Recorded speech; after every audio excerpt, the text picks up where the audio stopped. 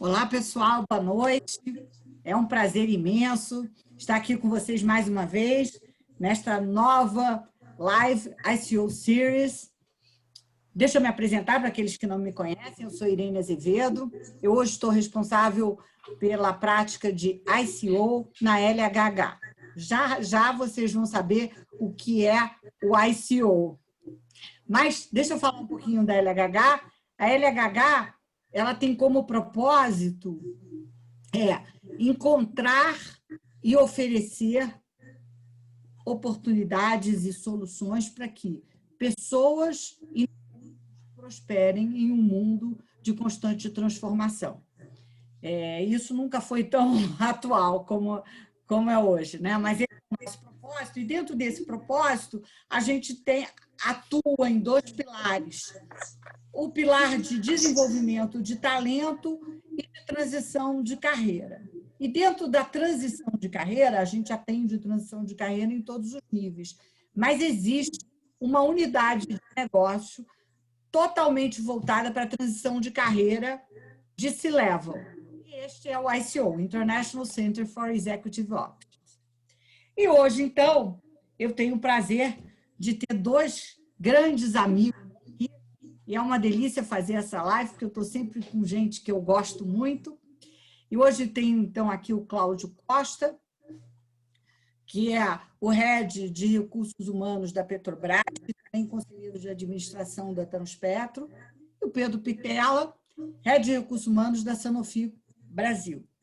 Então, eles hoje, a gente vai discutir um pouquinho vários temas do RH, mas eu vou pedir para que primeiro se apresentem e depois a gente comece a falar sobre o tema da nossa live, que é a retomada dos negócios e aí como é que fica o papel de RH. Mas agora, nesse momento, então, eu vou pedir para vocês se apresentarem, mas antes eu vou agradecer a presença daqueles que já chegaram.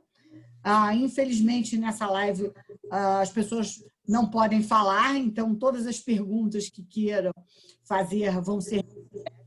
E dentro da medida do possível, eu vou estar colocando as perguntas que os participantes colocaram. Bom? Então, Cláudio e Pitella, agora a apresentação é de vocês. Façam a apresentação. Vai lá, Pitella. Começa você. Eu começo? Tá bom. Deixa comigo. Bom, de novo, Irene, obrigado pelo convite. Cláudio, um prazer estar aqui contigo hoje, bater esse papo bacana, rico, que eu tenho certeza que vai ser. E agradecer também a todo mundo que reservou essa horinha aqui para a gente conversar. Bom, sou Pedro Pitella, diretor de Recursos Humanos da Sanofi, no Brasil, né? Carioca, engenheiro de formação, né? Vim de uma família de médicos, por isso eu digo que trabalhar em RH numa farmacêutica como a Sanofi é o mais perto que eu consigo chegar de ser médico sem ser, né? Trabalhei muitos anos em outras funções, não de RH, trabalhei em vendas, trade marketing, em várias empresas, e há 3 anos e meio eu estou como head de RH da Sanofi. Então, essa vai ser uma experiência muito bacana de trocar ideias com todo mundo que está participando e aprender também com o Cláudio aqui. Ótimo, Cláudio. Olá, pessoal. Mais uma vez também um enorme prazer estar aqui com o Pitella e com a minha grande amiga Irene, quem eu tenho um profundo carinho e respeito. Hoje estou responsável pela área de recursos humanos da Petrobras. Acho que a gente vai poder falar um pouquinho aqui da grande experiência e do que está sendo esse grande projeto. Também estou no Conselho de Administração da Transpetro, que é uma subsidiária 100% da Petrobras. E já que estamos falando estamos aqui numa live com a Lihet, eu já tenho 32 anos de recursos humanos e já tive algumas transições de carreira na minha vida, né? Eu já fui RH, né, de empresa, depois eu fui ser consultor, depois eu voltei para ser RH, já como executivo. Então, essa transição de RH para consultoria, para executivo, também tive algumas passagens novamente aí como consultor, até estar novamente aqui como numa cadeira de executivo da companhia. E também uma outra transição, algumas transições de carreira que eu fiz foi do público para o privado, do privado para o público, na verdade, né? Eu minha vida inteira trabalhei na empresa privada, até que em 2017 tive uma incursão na prefeitura de São Paulo, no primeiro ano de governo do então prefeito João Dória. Fui lá responsável pela Secretaria de Gestão de Pessoas da prefeitura, uma experiência incrível. Depois, se tiver tempo aqui, a gente explora um pouquinho mais disso, tá, Irene? Mas recomendo a todos que avaliem essa possibilidade de poder dar o seu quinhão aqui para ajudar a transformar a administração pública desse país e ajudar de todas as formas a trazer mais eficiência e resultado para a sociedade de uma forma geral. Então, estou aqui na Petrobras desde janeiro de 2019, um enorme orgulho de fazer parte desse grande projeto de transformação e poder compartilhar aqui com todos vocês essas experiências, e não só da Petrobras, mas também ao longo de toda a trajetória, e aprender aqui com o Pedro e com a Irene nessa discussão. Muito bom. Então, na verdade, o tema, vamos começar pelo tema e depois a gente parte para algumas perguntas mais específicas. O tema da nossa live é retomada dos negócios, desafios de RH. Então, aqui eu queria que vocês comentassem, tem plano de retomada? Está tendo retomada? Quais são os desafios que vocês estão tendo com isso? Quem quer começar? Eu posso começar aqui, depois o Pitella segue. Bom, eu estou numa indústria hoje que ela é forte dependente da atividade econômica no Brasil e no mundo. O que a gente viveu aqui, essa enorme crise sanitária, né, a pandemia, associada evidentemente, como consequência disso, a paralisação do consumo de combustíveis no mundo inteiro. Associada a isso veio a maior crise do setor de óleo e gás do mundo inteiro, nos últimos 100 anos, no início no primeiro trimestre, no segundo trimestre, no início do segundo trimestre, o preço do barril do petróleo chegou a ficar negativo. As empresas estavam pagando para se livrar de óleo e de derivados, porque não tinha nenhum demais estocar. E junto com isso também veio, na nossa realidade aqui, uma variação cambial bastante importante, que para uma empresa com nível de endividamento como nós temos na Petrobras, para uma empresa de commodities, é a morte se você não for rápido nas suas ações de gestão. E assim, eu vou falar o óbvio aqui, né? Gente é tudo nesse processo. Apesar de aquela boa e velha fala, pelo menos até onde eu sei, né, essa fala ela foi atribuída ao Rockefeller, que o melhor negócio do mundo é uma empresa de petróleo e gás bem administrada, e o segundo melhor negócio do mundo é uma empresa de petróleo e gás mal administrada. Diria que no século XXI essa frase já não serve mais, né? Para a realidade que a gente vive hoje, mesmo uma empresa de óleo e gás, ela tem que ser resiliente, tem que ter custos baixos, ela tem que ter agilidade, ela tem que ter flexibilidade para se adaptar a essa nova dinâmica de mundo, uma dinâmica de mundo que exige. Eu estou hoje numa empresa que é a empresa do velho mundo e que é muito questionado do ponto de vista da sua atuação e impacto no meio ambiente, né? Então, tem que ser muito responsável do ponto de vista do meio ambiente, das políticas de ações, né, que desenvolvem também a sociedade, que suportam o desenvolvimento da sociedade de uma forma geral, como empresa e não como governo. A Petrobras não é governo, a Petrobras é uma empresa. Assim como qualquer outra organização privada, uma empresa de capital misto precisa, de fato, de resiliência e foco em resultados. E a empresa foi muito ágil. A Petrobras ela foi muito ágil nas suas tomadas de decisão, mesmo sendo uma estatal. E fez tendência, inclusive, no setor de óleo e gás do mundo, né? Uma das questões que a gente teve uma decisão muito importante que a empresa tomou no início do ano foi um ajuste contábil do valor de seus ativos, que derruba significativamente o lucro contábil. Nós teremos, muito provavelmente, um prejuízo contábil no ano, mas os nossos indicadores de geração de caixa, de produtividade, de performance, são muito robustos, né? E o que a gente está vendo é uma retomada, sim, do consumo de derivados da importação de óleo e de produção de óleo e gás no país. Né? Que isso é uma demonstração da retomada da atividade econômica. Ainda muito longe dos patamares que estávamos pré-pandemia, mas a gente está vendo sim uma forte crescente da demanda, que é um sinal de que a economia está voltando. Então, na nossa realidade, é isso que a gente está vivendo, Irene. E você, quais foram os desafios seus enquanto RH? Primeira lição foi como viver com a pandemia. Né? Uma empresa que tem... A Petrobras é uma empresa que tem, a gente chama de força de trabalho, que são os empregados próprios e os terceiros fixos da Petrobras, que são aquelas pessoas que têm uma estação de trabalho na companhia. A gente tem um total de quase 80 mil empregados nessas duas divisões, dos quais em torno de 25, 26 mil atuam em horário administrativo, atuam em regime, atuam em nossos escritórios. E como colocar essas pessoas todas trabalhando rapidamente em casa, no home office, com todas as travas de uma estatal, com sérias restrições de acesso, de segurança, como toda empresa tem, mas a estatal ela tem algumas características de maior complexidade, e como fazer isso rapidamente, né? Como preparar a companhia para operar desta forma. Esse foi o primeiro movimento.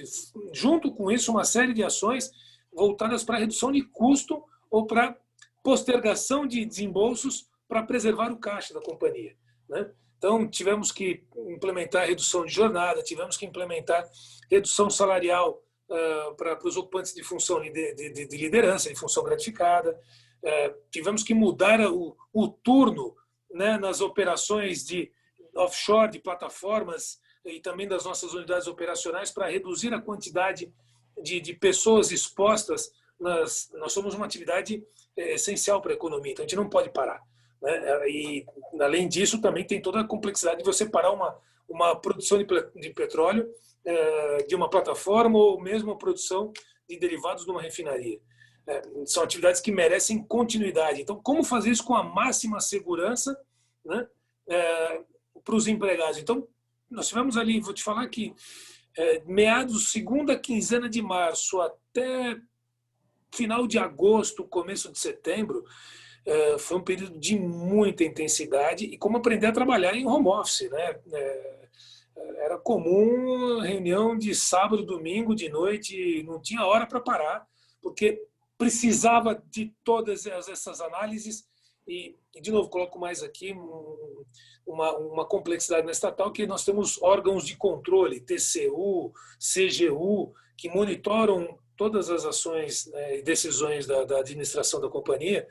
Eu tenho ritos de burocracia, ritos burocráticos para cumprir, que exigem muito tempo, que numa empresa privada a gente faz de uma maneira muito mais célere. A empresa estatal ela tem um rito diferente, uma velocidade diferente. E como fazer tudo isso para preservar o caixa? E a Petrobras ela foi muito bem sucedida. As decisões da direção da companhia foram ousadas e muito acertadas. Hoje a gente consegue olhar para trás e falar, olha, ainda bem que fizemos isso e preservamos. Hoje a empresa está muito mais preparada para essa retomada que vem aí pela frente e seguir gerando valor e resultados para os seus acionistas e para a sociedade de uma forma geral. Ótimo.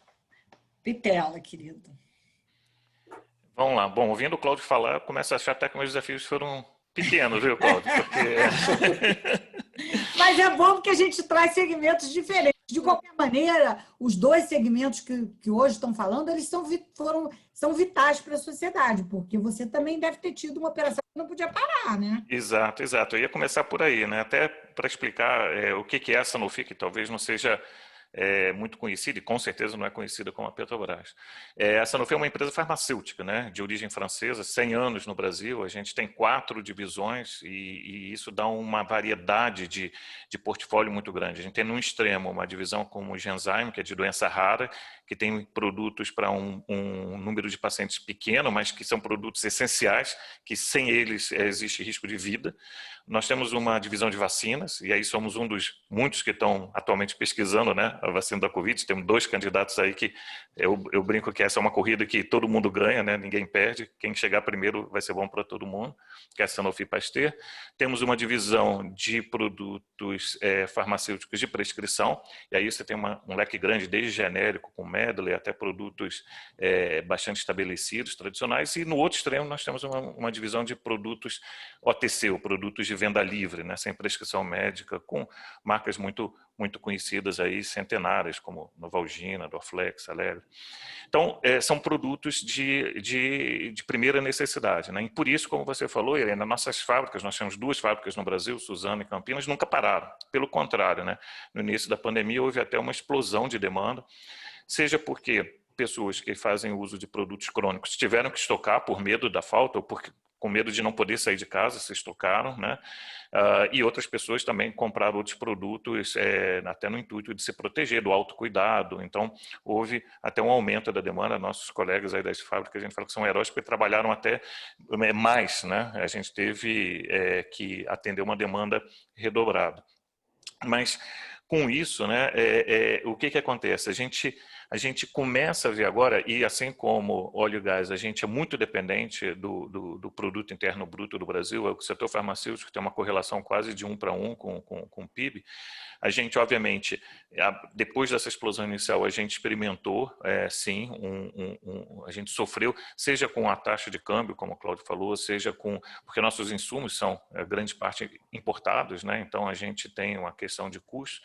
A gente tem uma questão até de disponibilidade de matéria-prima, né? Exatamente por essa cadeia. E uma das lições da pandemia que a gente aprende é como esse mundo é conectado. A gente fala de colaboração, mas a colaboração com todos os stakeholders da cadeia, downstream, upstream, né, de fornecedores a clientes, todo mundo, né, precisando trabalhar juntos para garantir o suprimento. E isso a gente fez com sucesso, com muita força de vontade, né? Equipes de campo, trabalhando remoto. Curioso foi que quando a gente foi para home office, onde a gente está até hoje, a gente, na verdade, tinha feito uma simulação. A gente foi para um dia de simulação, avisamos aos colegas. Nós temos 3.500 funcionários aqui no Brasil, entre fábrica, força de vendas no campo e escritório. A gente avisou para o pessoal de escritório e administrativo de fábrica que a gente iria para uma simulação de home office. E da simulação nunca voltamos. A simulação continuou até hoje, há 7 meses a gente continua em home office. E um dos aprendizados foi exatamente isso, como é bom estar preparado, né? A gente teve uma transição muito suave, porque a gente estava preparado, a gente já vinha se planejando para isso, testando sistemas, né? Tanto que a simulação estava sendo feita. Então, o início foi muito suave, vamos dizer assim, muito rápido. E aí a gente começa a aprender até que tem fases, né? A primeira fase do planejamento, uma fase que foi muito, assim, muito arbitrária, não é arbitrária a palavra, mas muito de direção, de dizer o que pode, o que não pode, o que deve fazer, porque a incerteza era muito grande e você tem que dar tranquilidade, você tem que dar comandos muito claros, muito específicos, né? E se adaptar a uma nova realidade. Até onde a gente está agora, que é uma retomada gradual. A gente já começa a retomar as atividades normais, vamos dizer assim, até onde pode ser normal. E 2 aprendizados que ficam, né, fundamentais. O primeiro é que a pandemia não trouxe nada muito novo, ela trouxe aceleração de tendências que já existiam. Então, a primeira constatação minha, assim, como RH, já indo para a tua segunda pergunta que você fez para o Cláudio, como RH, eu percebo o seguinte: a gente acelerou muita coisa. Home office não é novidade, só que acelerou. E isso que a gente está fazendo não é home office, é quarentena, é um bicho diferente, né? É diferente. Não é home office, é verdade, não adianta. Ninguém está de home office, todo mundo está obrigado a fazer o home office. Pois é. Então, assim, são condições diferentes, né? A gente se adaptou, mas veja bem, não é, né? E o outro é exatamente isso, o viés cognitivo, de tomar decisões com muita certeza enquanto que a gente está na pandemia, de que coisas são assim. E, na verdade, a gente tem que... É uma situação muito dolorosa, né, por vários motivos de saúde, de perda de emprego, mas não podemos desperdiçar a crise e aprender, e não jogar fora esses aprendizados, questionar nossas crenças limitadoras e aprender o que tem para aprender para o longo prazo. E são inúmeros aprendizados, né? Então, assim, o cuidado com o viés cognitivo e saber que nem tudo é novo, que tem muita aceleração aí, para que a gente possa a aprender. Mas a retomada já está acontecendo do ponto de vista, só para fechar então, do ponto de vista de atividade. Embora a gente nunca tenha parado, a gente começa a ver sim que os pacientes... outra coisa muito importante também, antes de eu encerrar, foco no paciente e nos profissionais de saúde, no nosso caso, né, que são os nossos clientes. Além dos funcionários, entender para quem a gente serve, né, para quem a gente existe, para servir a quem a gente existe. Que isso serve tanto para manter as atividades, como também agora na retomada, ganhar mais eficiência, aplicar esses aprendizados para que esse paciente e esse profissional de saúde possa ser servido ainda melhor. Muito bom. Aqui tem uma pergunta para os dois, eu vou começar pela pergunta do Daniel, que é uma pergunta para os dois que faz sentido, porque a gente está falando muito dessa mudança de home office. Então, ele diz assim, o Daniel, muitas empresas estão concluindo que parte da sua força de trabalho pode executar muito bem as suas funções em home office. Por favor, como a Sanofi e a Petrobras pensam nessa questão no futuro? Irene, falando da Petrobras, o Pedro foi muito feliz, né? Nós não estamos em home office, nós estamos em quarentena. Fato. Verdade. Tá? Só que assim, a Petrobras já começou a fazer um trabalho em 2018, lá eles chamam home office de teletrabalho. Nós começamos um pequeno projeto, poucas áreas, são 3 ou 4 áreas, com mais ou menos 1.200, 1.300 funcionários que eram elegíveis, cheio de regras, cheio de restrição e tudo mais, mas que mostrava que era uma realidade e que trazia produtividade, uma qualidade de trabalho melhor de quem estava na condição de home office. Com a pandemia, com tudo isso que a gente viveu, a gente fez em 5 meses o que não se fez em 5 anos na Petrobras. Tá? E nós começamos a discutir e avaliar as condições, de fato, para a instalação permanente do modelo de teletrabalho.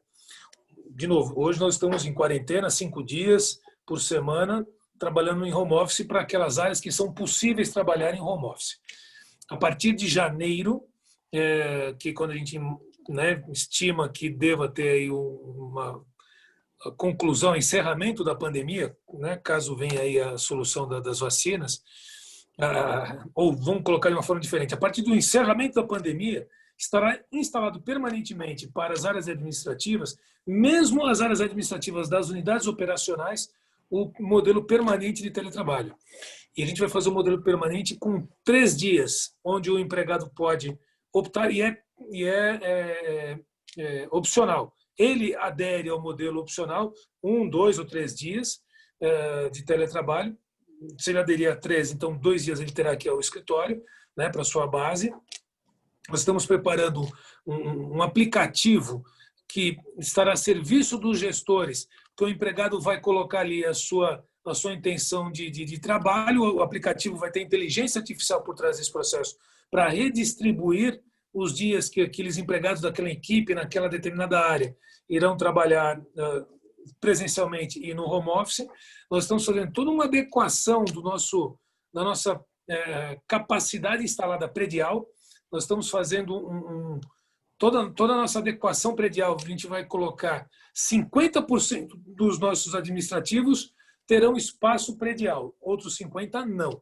O que a gente fez uma pesquisa, que foi inclusive a base para a nossa implantação definitiva do modelo de teletrabalho, que 80% da nossa população administrativa quer trabalhar no modelo de home office, no modelo de teletrabalho.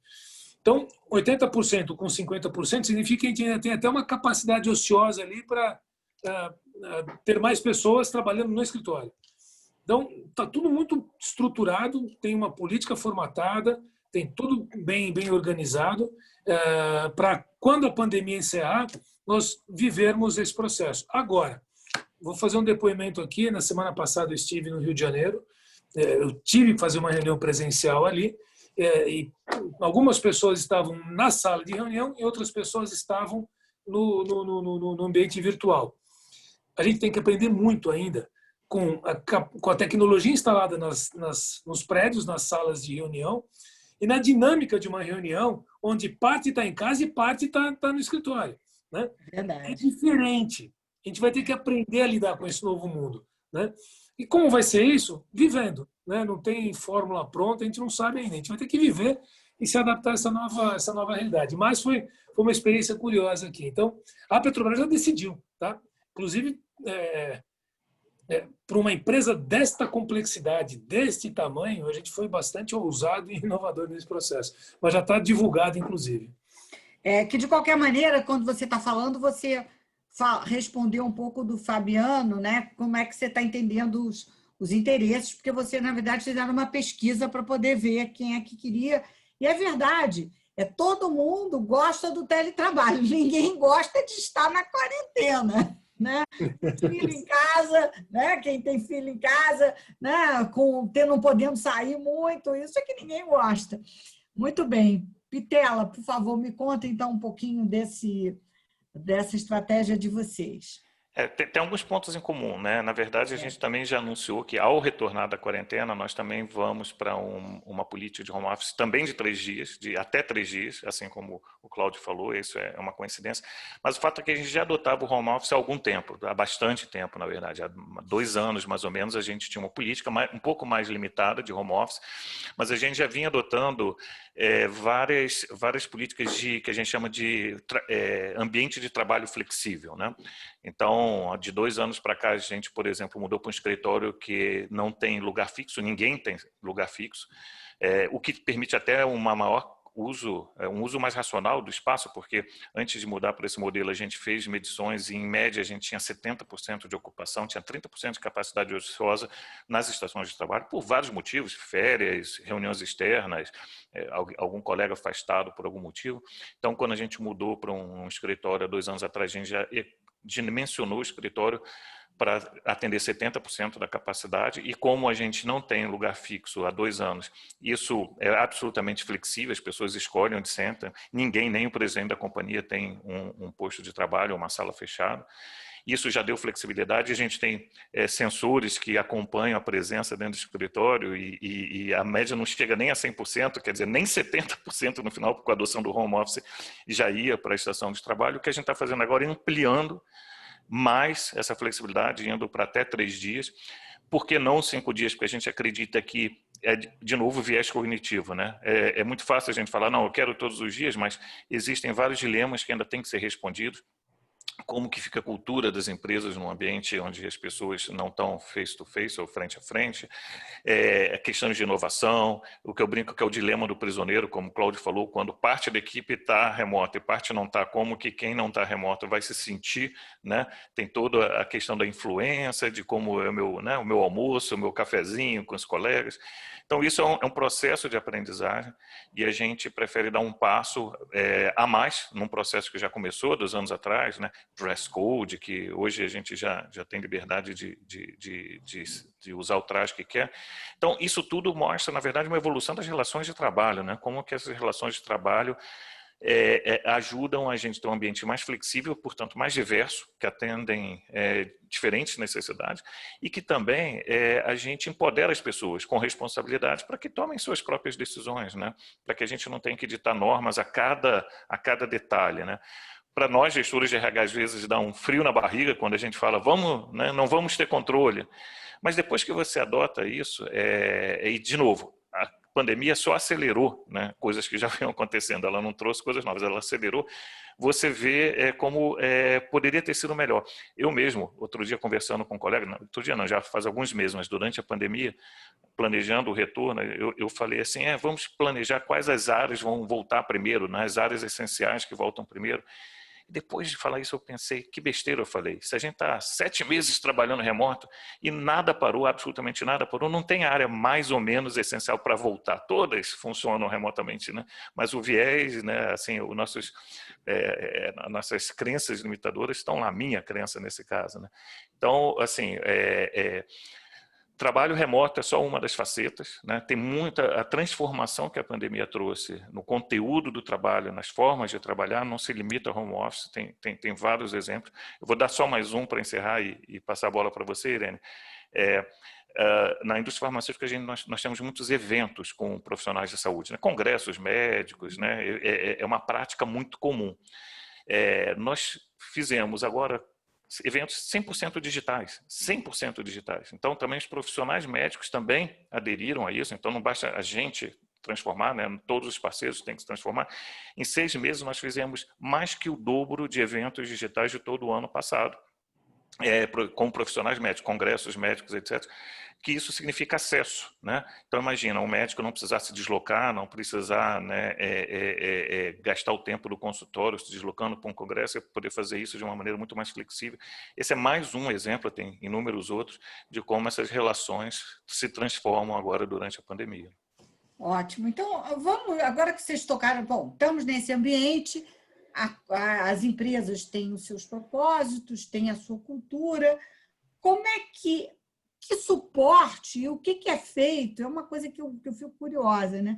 Que garanta, né, para que a liderança continue a atuar de maneira suportiva para os funcionários e que, com isso, a cultura das organizações de vocês permaneçam como vocês querem. Vocês veem mudança nisso? Você acha que a cultura vai mudar? Vocês estão dando suporte? Vamos falar um pouquinho sobre esse tema. Tá? Irene, a cultura tem que mudar. Não é se vai mudar ou se eu quero que mude. Está dado, isso é uma condição. O que cabe aqui às empresas e, evidentemente, à área de recursos humanos é estruturar um processo onde você direcione para onde você vai com essa cultura. Tá? Isso, para mim, é inquestionável. Dar alguns exemplos aqui da própria realidade da Petrobras. Estou numa empresa que, de uma certa forma, ela é muito... Não estou fazendo julgamento de valor, tá? Só estou colocando aqui um fato. Nós somos um extrato, um pequeno resumo do que é o Brasil. Um país dividido, com visões diferentes de mundo, ideologia, assim por diante, né? Com as emoções muito inflacionadas. No ano passado, e por isso eu tenho uma empresa muito sindicalizada, né? Uma força sindical muito forte, né? Uma intervenção muito forte na companhia. No ano passado, ao longo do ano de 2019, nós começamos a fazer algumas reuniões com os supervisores. Nós fizemos uma série de, acho que 7, 8 reuniões, onde nós somos 2.800 supervisores, nós conseguimos colocar por vez numa sala da nossa universidade corporativa em torno de 100 supervisores em cada uma das sessões, em reuniões de 3 horas. Então, depois de 7, 8 sessões, a gente colocou 700, 800 supervisores para falar dos temas da companhia e dessa grande transformação que estamos conduzindo, né? Ao longo do ano de 2019, através da tecnologia que nós tínhamos até então, nós, no nosso universo lá de 8.000 líderes, né, em todas as camadas de liderança, nós conseguimos reunir em torno de 1.500, 2.000 líderes das mais diversas camadas através da videoconferência. Só que para isso tinha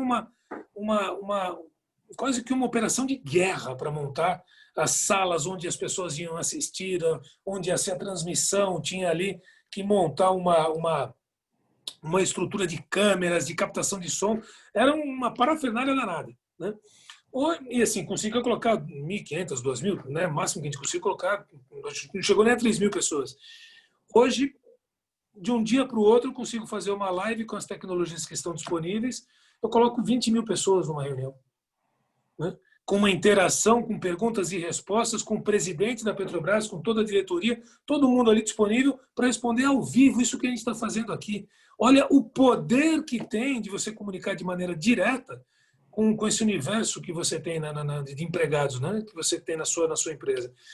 Então, assim, a responsabilidade, se bem usado este processo, o resultado é muito positivo, porque você conversa sem filtro, sem intermediário, né? De uma maneira muito direta com todos os empregados ou somente com a liderança. Agora, tudo isso traz aqui, né, uma série de desafios com a disciplina, com o cuidado com a informação que você passa, que quando você faz uma live, não, isso aqui é interno, não pode vazar. Esquece, vai vazar, todo mundo vai saber, não tem essa mais do interno do externo. Há muito tempo, aliás, isso aí já está, né, tudo junto, misturado, né? Então, assim, tem que trabalhar de maneira muito responsável e a própria capacitação da liderança, o líder... Hoje, Irene e Pedro, o que eu tenho vivido é o seguinte, eu saio de uma reunião para outra em questão de segundos, com 2 cliques. Clique, encerra uma, clico, abre a outra reunião. a eficiência, a produtividade, a agilidade, ela é muito maior. No entanto, aí é um pouco da minha crença e da minha experiência. Tem coisas que a reunião presencial ela demanda, ela é importante, né? O contato ali. Então, esse mundo que a gente vai viver, com esse mundo híbrido, é muito legal, né? Agora, como fazer isso? No nosso caso aqui, Petrobras, a gente está fazendo cartilhas de orientação para os gestores, para os empregados, porque também a disciplina, né, de respeito aos horários, ela é necessária, né? Não só pelos aspectos legais, pelos aspectos, né, de legislação trabalhista, de acordo coletivo, de intervenção de Ministério Público, seja de Ministério Público, do Trabalho, seja lá o que for, né? É importante para a saúde das pessoas, para a qualidade de vida, o equilíbrio, né, desse trabalho pessoal e profissional na tua vida. Não dá para você trabalhar 24 horas por dia, ninguém aguenta isso. E também não dá para não trabalhar e ficar só dedicado às questões pessoais.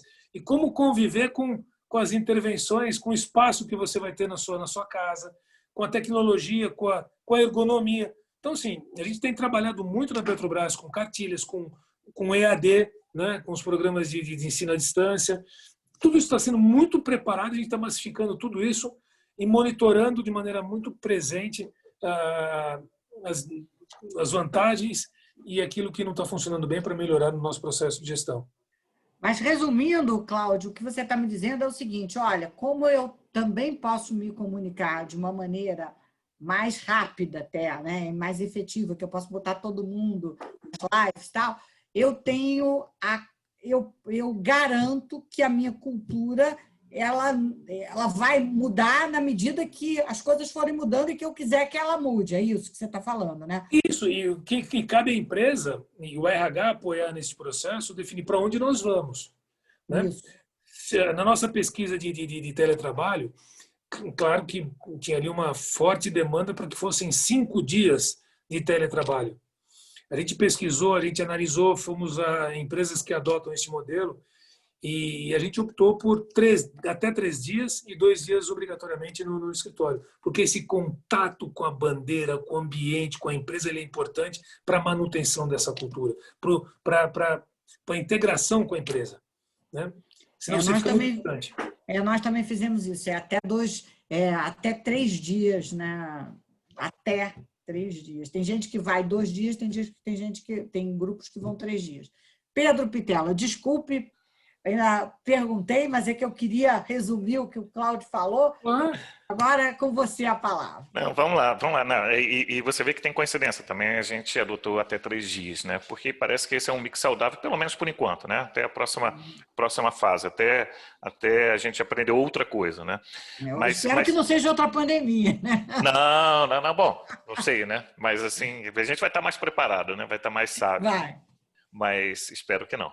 O fato é que eu concordo com o Cláudio, a cultura está sempre em transformação, né, Irene? E com pandemia, sem pandemia, já vinha em transformação antes da pandemia. De novo, a pandemia acelera muitas coisas, faz a gente questionar muitas coisas, mas a cultura está sempre em transformação. O que não muda são os valores da companhia, então os valores eles permanecem, por isso eu concordo com o Cláudio, eu acho que estar presente é super saudável, é super importante, porque nós somos seres sociais, eu falei isso hoje, aliás, falando de comunicação, hoje eu fiz um town hall com 2.000 pessoas, quase 2.000 funcionários, nós temos 3.500 no Brasil, ou seja, tirando o pessoal de operação da fábrica, praticamente 100% das pessoas, né, e a gente comunica isso, a gente tem feito town halls muito frequentemente, e é maravilhoso isso, que aliás é outra coisa que veio de novo, essa flexibilidade da comunicação e abre para perguntas e respostas, vem perguntas de todo tipo, e você não pode se esconder atrás de um memorando, você tem que dar resposta ali, e isso desafia muito mais, mas é muito mais interessante, é muito melhor, é muito mais gostoso também, muito mais instigante, e para os profissionais de RH, eu acho que é o que a gente sempre sonhou, esse mundo que a gente está vivendo. Mas voltando à questão da cultura que você perguntou, eu acho que a cultura ela vem se transformando. Eu vou dar um exemplo de algo que aconteceu antes da pandemia e eu correlaciono com a pandemia. No início do ano, a gente anunciou a extensão da licença paternidade para 6 meses para homens, mulheres, todo tipo de casal. Então, os colegas que antes tinham até 20 dias, né, os do sexo masculino, passaram a poder optar por até 6 meses de licença paternidade. E se você me pergunta hoje, passados 10 meses, 40% dos homens só optaram por essa licença estendida, daqueles que tiveram direito. 60% ainda não. E daqueles que optaram pela licença estendida, metade fez por 4 meses, metade fez por 6 meses, ou seja, não foram no limite dos 6 meses.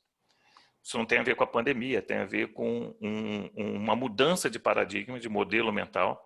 E eu brinco que, apesar dessa licença ser uma licença que, em tese, beneficiou os homens, o benefício, sem dúvida, foi também para as mulheres. Lógico, evidentemente. Porque para os filhos. Para os filhos. Aliás, esse a gente sempre falou desde o início, né? A licença era para a família, para que as crianças, serve para filhos adotados até 18 anos, então para o recém-chegado à família, né? Filho adotado até 18 anos também vale. Para que esse novo membro da família pudesse, pelo menos nos primeiros 6 meses, ter, né, pais e mães, ou 2 pais ou 2 mães, porque também vale para qualquer tipo de casal, presentes nesses primeiros 6 meses. Mas a pergunta é por que 60% dos homens não optaram? Porque pela primeira vez foi posto para os homens um dilema sobre e o que acontece se eu ficar 6 meses fora do meu trabalho? Que consequência vai ter para a minha carreira? Coisa que só as mulheres sentiam na pele. Então, uma questão nova, é uma questão cultural também, né? Nova que se coloca, e que a gente vai evoluir, já está evoluindo, eu espero que daqui a pouco, né, não sei quando vai acontecer, e até as questões dos vieses inconscientes, né, de que não vou promover uma mulher porque vai ficar 6 meses, ops, senhor gestor, agora o homem também fica 6 meses fora, não tem razão para você preterir uma mulher na promoção. Então, são várias questões novas que se colocam num ambiente que é cada vez mais inclusivo, cada vez mais diverso. E a pandemia chega, e a pandemia acelera, a pandemia transforma mais ainda. Então, sem dúvida, a cultura que já vinha em transformação, a pandemia serve para acelerar, a cultura nunca será a mesma, vai trazer muito mais responsabilidade, né? Eu venho de uma família de médicos, né? E eu me lembro com 5 anos de idade, lá no Rio, somos cariocas, né, Irene? Eu ia lá no consultório da minha mãe e ficava impressionado, né, com os propagandistas médicos indo lá e fazendo a visita, né? E eu pequeno olhava aquilo, eu me lembro, e nesses 50 anos, basicamente, o que mudou foi que novas leis de healthcare compliance chegaram, você não pode mais ter, né, distribuição de brindes, etc. Já há algum tempo, isso, há alguns anos. E agora a propaganda médica usa um iPad, né? O organizador de eventos está dentro do iPad. Mas o que não mudou nesses 50 vai mudar nos próximos 2 anos. Porque a tecnologia, a inteligência artificial, a digitalização, isso é muito bacana, porque isso é a parte visível, que são as ferramentas, né? Mas a parte invisível, que é a cultura, ways of work, os modelos mentais vão mudar mais ainda. E vai ser muito bacana a gente experimentar isso. Quer dizer, com toda a dor e o sofrimento que a gente já falou que a pandemia trouxe, ela traz também uma perspectiva nova que a gente vai se adaptar, eu tenho certeza que vai se adaptar, que a gente está vendo ainda a ponta do iceberg. Então, sem dúvida, eu concordo, aí eu vou terminar com a frase inicial do Cláudio, a cultura já mudou, né? A gente agora vai ter que encontrar novas formas de trabalhar. E é engraçado porque, na verdade, a cultura é a personalidade da organização, né? E a personalidade da organização, ela é composta de todas as pessoas que trabalham nessa organização e que vão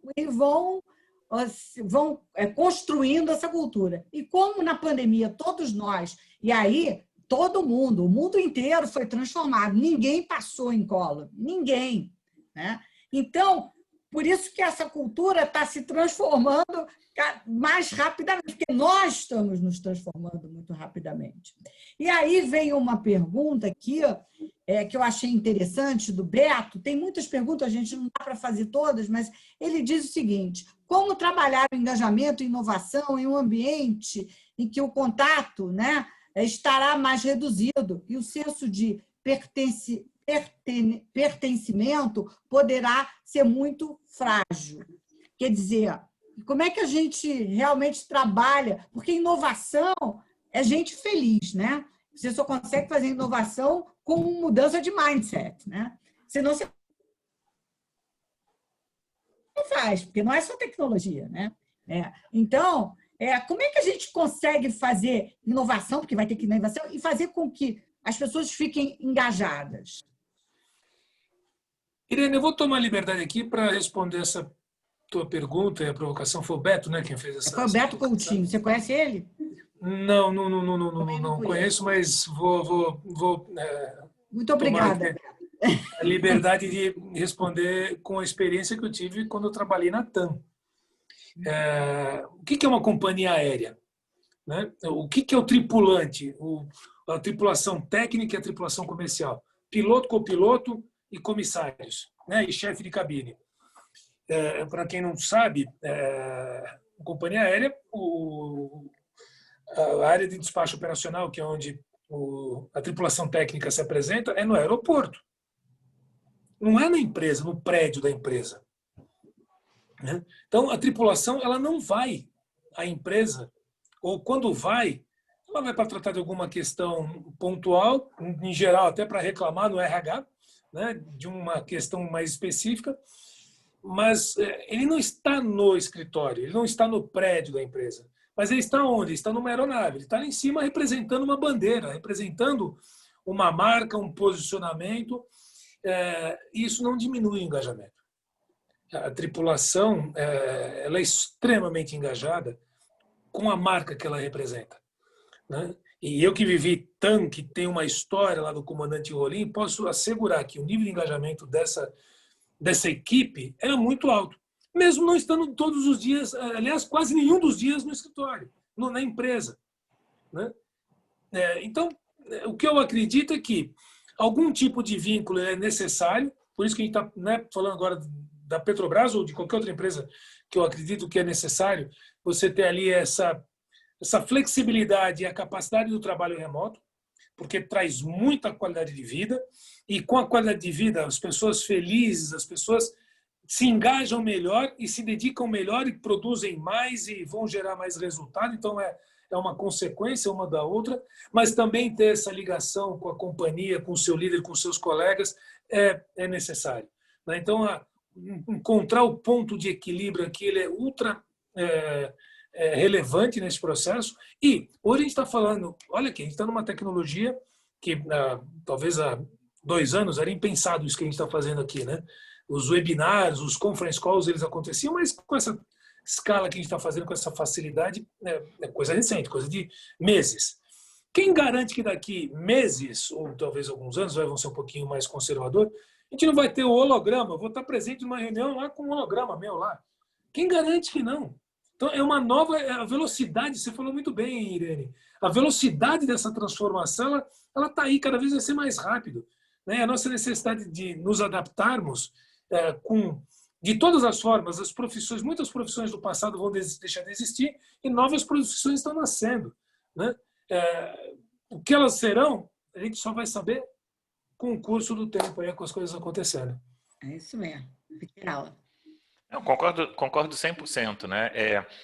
Primeiro tem um aspecto talvez mais de curto prazo, da questão até da produtividade, né? Eu dou um exemplo que hoje de manhã a gente falou, eu estava conversando com a nossa diretora de RH numa conversa também, um diálogo, e ela citou um exemplo que eu lembro agora, que ela falou que no mês de março, no início da pandemia, nosso centro de distribuição bateu o recorde histórico de movimentação. Isso trabalhando remotamente. Obviamente, o pessoal de movimentação não, mas o pessoal administrativo sim. Né? Então, assim, a questão de quando você bate, né, um recorde histórico de produtividade, de movimentação de carga no meio da pandemia, é um fato. Né? Contra fato não tem muito o que questionar. E a questão de engajamento, ela vai assumir novas nuances. Né? Eu também falava outro dia sobre o fato de que você, ao passar por uma crise como essa, faz a gente refletir muito sobre a razão nossa de trabalhar, né? Os nossos valores. Né? A gente fica mais empático, né? Os líderes ficam mais empáticos, porque a gente também está sofrendo consequência da pandemia, né? Família, filho dentro de casa, etc. E aí a gente se coloca no lugar de todos os colegas, todos os funcionários que também estão fazendo a mesma coisa. A gente fala, puxa, sabe que não é tão fácil, né? Fazer um Zoom com a criança gritando, o cachorro latindo, né? E a família toda dividindo um espaço às vezes pequeno, né? Nem todo mundo tem o conforto de estar num lugar ergonomicamente correto. Então, acho que os líderes ficam mais humildes, mais vulneráveis, né? Mais empáticos. Essa é uma consequência.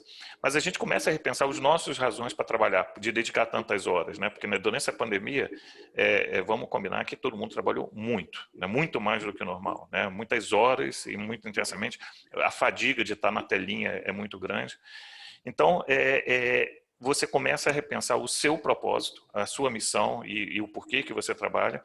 E aí, uma coisa que, de novo, não é novidade, a gente vem falando isso nas companhias, em RH particular há muito tempo, que é o propósito das empresas, né? Por que a empresa, às vezes, é só um cartaz, né? A nossa missão, o nosso propósito. Você olha para aquilo, às vezes, não sente calor, não sente energia naquilo. Mas aí, quando você tem uma empresa que tem um propósito, uma missão para valer, né? O Cláudio falou da TAM, Petrobras com certeza é assim para quase todos os brasileiros, né? E uma empresa como a Sanofi, uma empresa de saúde, onde você tem um paciente. Eu brinco que o nosso propósito não é o que está pendurado na parede, e está lá no escritório, no dia que a gente voltar a gente vai ver, mas é quando a gente tem um paciente que entra e vem falar para a gente como que a vida dele ou dela se transformou por um produto nosso. E tem histórias belíssimas que um dia eu posso contar e você olha e fica arrepiado e se emociona. Aí você fala, legal, eu entendi que existe um propósito nesse lugar e é um luxo estar numa empresa farmacêutica por causa disso. E a gente tem um propósito e eu falo isso com toda sinceridade. Desse encontro de propósito surge uma outra coisa que é o significado. Né, que realmente por que eu estou hoje na função que eu estou. Isso dá uma baita responsabilidade, porque eu estou na cadeira de diretor de RH, né, e aí eu tenho, obviamente, várias ferramentas para usar. O que eu faço com essas ferramentas, seja para começar uma política de licença paternidade estendida, seja para ajudar a apoiar os colaboradores durante a pandemia. Então, assim, o engajamento ele vai continuar, ele vai assumir novas nuances, como aconteceu nos últimos 100 anos e vai acontecer nos próximos 100 anos, quando a gente tiver nos nossos hologramas aí que o Cláudio falou, né? Mas o engajamento vai estar lá, a gente vai descobrir novas formas, mas essas coisas muito essenciais, elas eu acho que vão permanecer e vão ficar até mais fortes, porque, concordo, seja em casa, seja no trabalho, seja trabalhando da praia ou trabalhando, né, do Rio, de São Paulo, a gente sempre vai ter esses elementos centrais. Bem, eu falando em holograma, eu vou querer criar um avatar bem magrinha para me representar. Não quero holograma, não.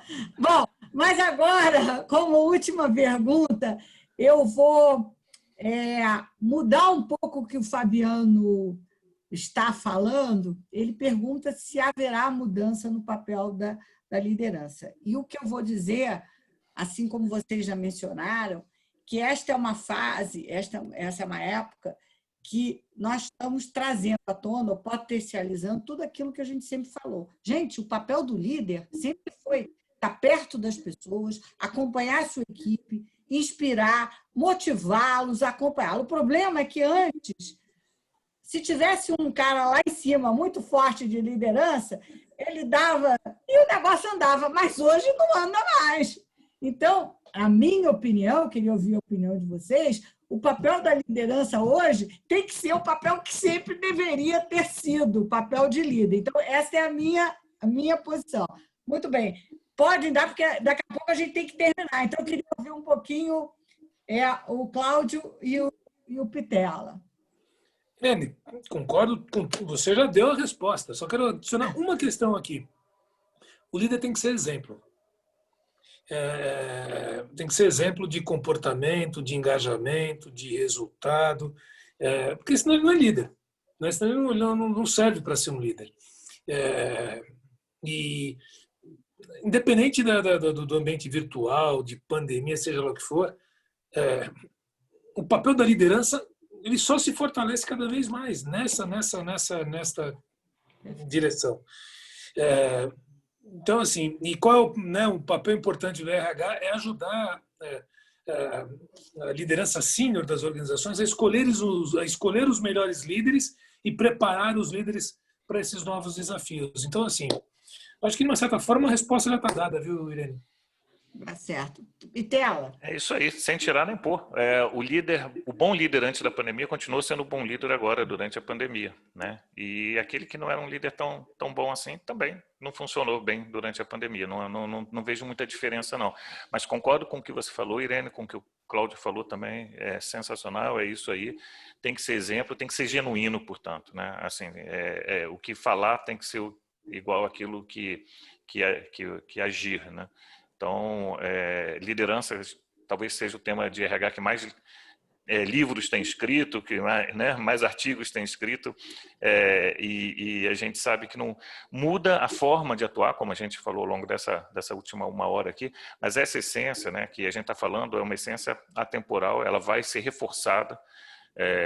Eu vi durante essa pandemia excelentes exemplos de líderes que se reinventaram, que, aliás, talvez essa seja o meu maior aprendizado. Agora caiu uma ficha aqui, que é a capacidade de se adaptar, né?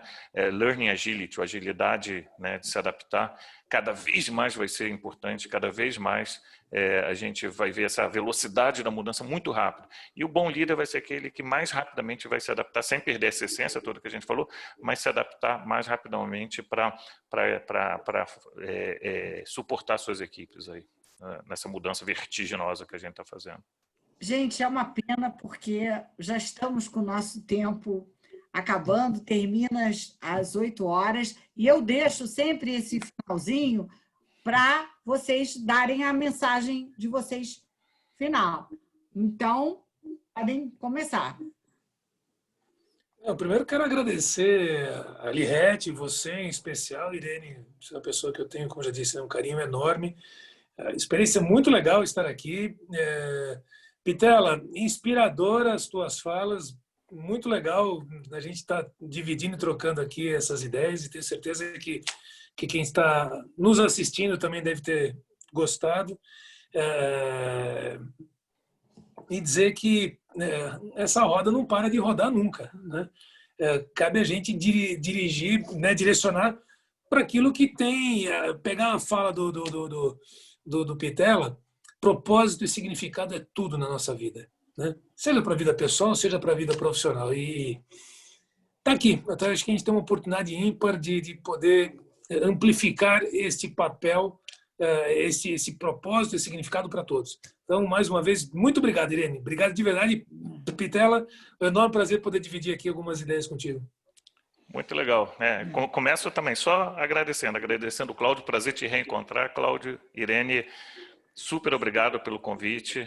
Espero que a gente possa bater mais papos aí, continuar da onde a gente parou. Agradecer todo mundo que reservou esse finzinho aí de jornada de trabalho, falando de longas jornadas de trabalho, para viver essa 1 hora aqui com a gente.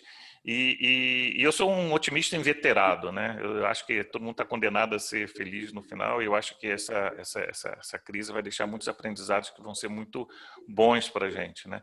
Então, assim, muito obrigado. Sinceramente, foi um prazerzaço. Bom, e eu quero agradecer a vocês dois.